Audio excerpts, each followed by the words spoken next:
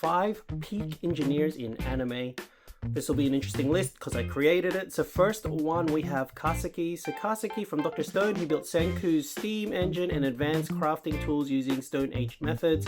And I think if you've watched Dr. Stone, there's no doubt he belongs on this list. He does a lot of building, which I think most people associate with engineering. Although, as we get through this video, you'll see engineering is a broad umbrella. It goes beyond just building stuff, but Kaseki definitely belongs on here. Winry Rockbell from Full Metal Alchemist Brotherhood.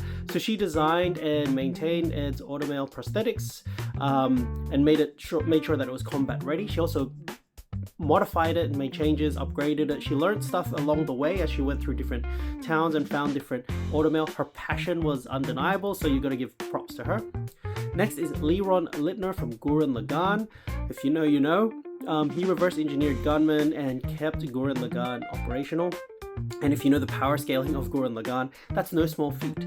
The engineering he must have done to pull that off is insane. So we've got to give him props, even though he might be a lesser known character, at least from this perspective. From the engineering perspective, it doesn't matter the screen time, they get props. Nadi Kassapa from Iron-Blooded Orphans. And, you know, maybe you didn't see him as much, but he's definitely got his role. He refitted and optimized the Gundam Barbatos, which was the main one. And he had limited battlefield resources, so they weren't in the main clan. They weren't in the main team, we'll call it. He was part of, you know, their little crew. Yeah, so definitely he gets some props. And finally, we have Senku Ishigami, and I think this is undisputed, but people will say, hey, he's a scientist. He's a scientist first, absolutely. But in saying that, he had to do a lot of the early engineering, and every engineering is based on a science. So there's always an underlying science to any engineering. So just because there's science involved, it doesn't negate the fact that he does the engineering, especially early on.